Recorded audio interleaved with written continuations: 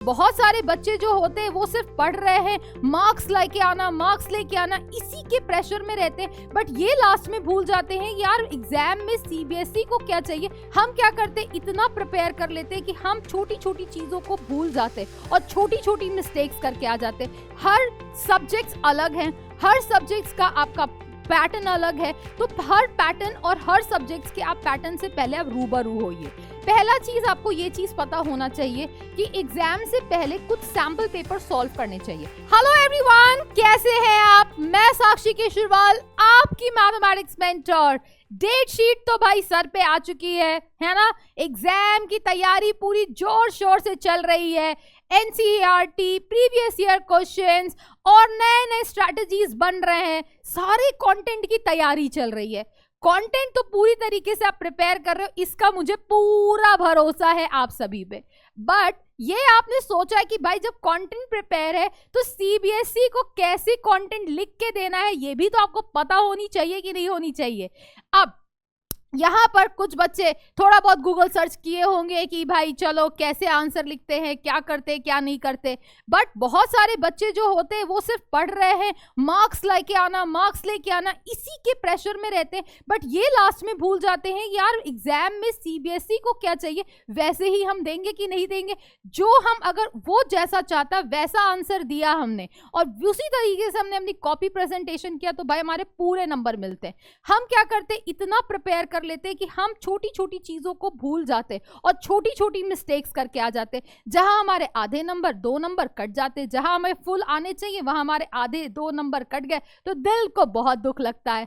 तो भाई ये मैं खुद नहीं बोल रही हूं, ये बोल रहा है सीबीएसई। सीबीएसई ने अपना खुद का आंसर की, एक मॉडल आंसर की आपको दिया हुआ है अपनी वेबसाइट पे। अगर आपने ये पहले भी देख रखा बहुत अच्छा, नहीं देखा है तो इस वीडियो के एंड तक आप बने रहिए।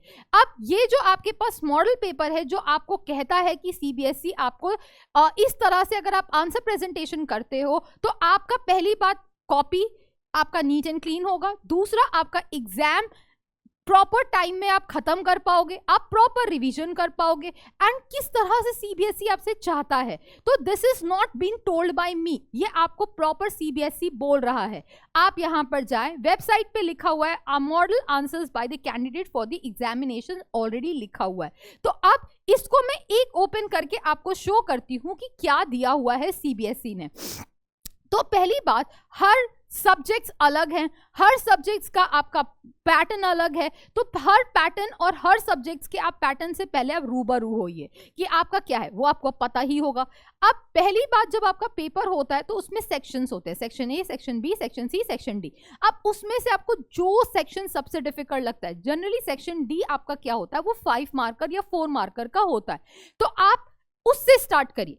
आपको लगता है कि मुझे 1 मार्कर से स्टार्ट करना है कि 4 मार्कर से स्टार्ट करना, चॉइस आपकी है। आप पहली बात सारे जितने भी सेक्शंस है उसको आप ऑलरेडी पहले ही आप डिवाइड कर लीजिए।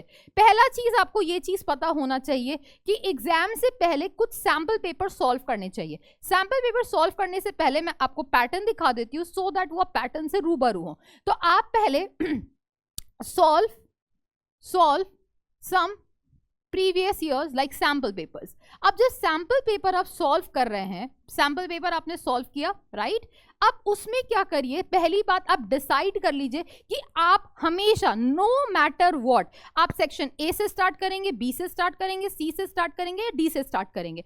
आपने पहले अपना सेक्शन डिसाइड कर लीजिए, decide the section you want to start right.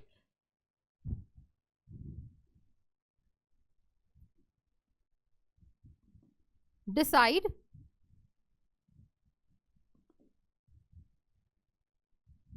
the section you want to start.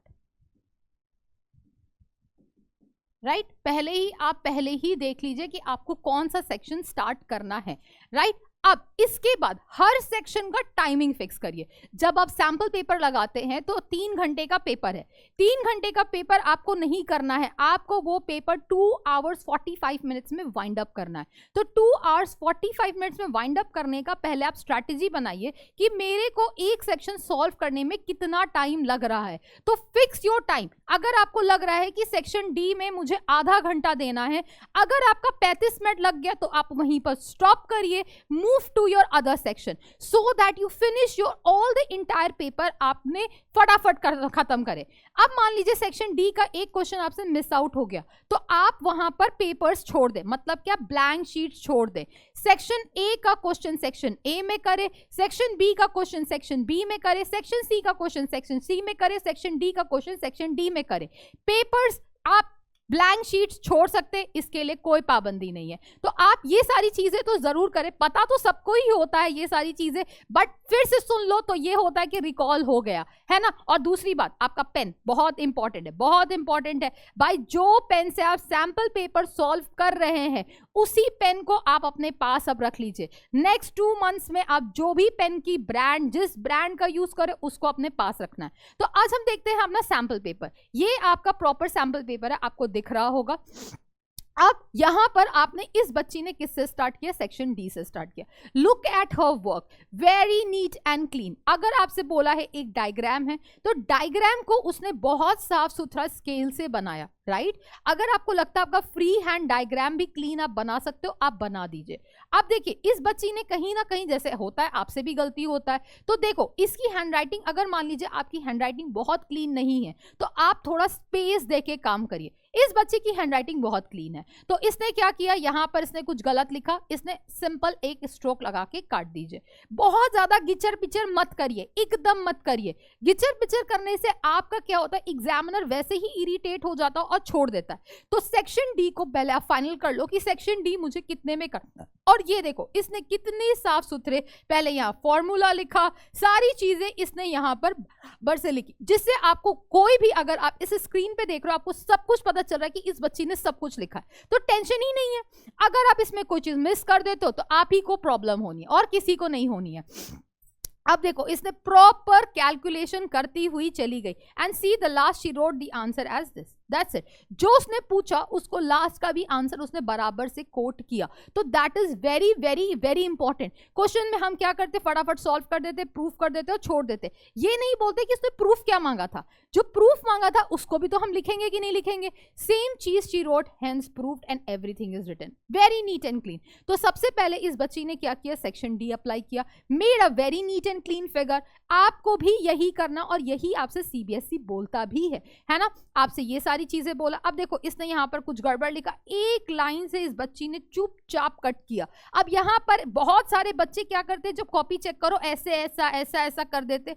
Please don't do it, just put a single line of a stroke if you have done something wrong in it. कुछ भी गलत किया ऐसा लगा दो, खत्म बात। देखो कितना साफ सुथरा, इसने सेक्शन डी किया, सेक्शन डी किया, सेक्शन डी किया, and this is all section D.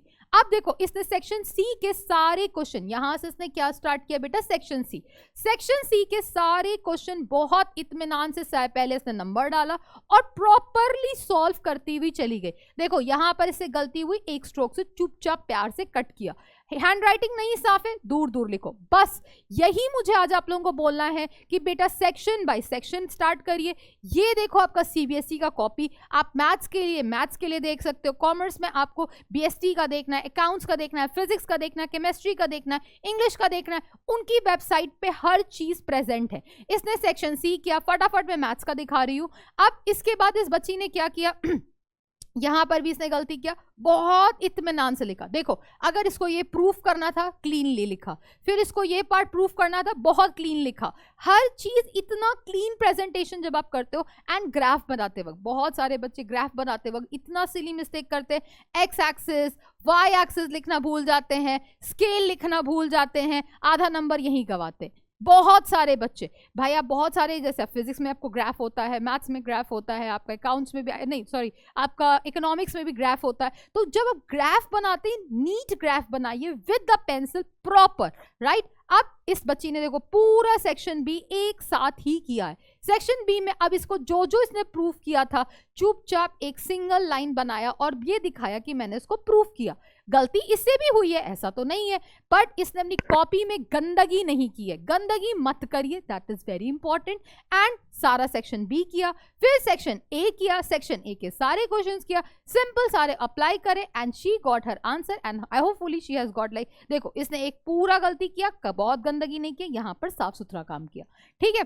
अब इसमें यहाँ पर ये थोड़ा अच्छा नहीं था, but anyways she has done her NEET and clean work. अगर आपको लगता है कि आपकी कॉपी बहुत गंदी हो गई, आप पूरा काट दीजिए, नेक्स्ट पेज में फ्रेश नंबरिंग डाल के आप उसको प्रॉपर लिखिए, ठीक है। That's all. अब इसके बाद आपको सबसे इंपॉर्टेंट यहाँ पर ये है कि प्लीज प्लीज प्लीज आप सैम्पल पेपर सॉल्व करिए, अपने आप को पूरा रेडी करिए कि 2 hours 45 मिनट्स में मेरा पूरा पेपर वाइंड अप हो जाए, and in last 15 minutes you cross verify everything कि आपने ये क्वेश्चन किया, ये किया, ये किया, ये किया कि नहीं किया, कोई चीज मिस आउट नहीं होनी चाहिए। That's it for my side, and hopefully आप सब बहुत अच्छे से अपना कॉपी प्रेजेंटेशन करें, and all the best for your examination. तब तक के लिए मिलते हैं अपने नेक्स्ट सेशन में। Bye bye, tata and take care.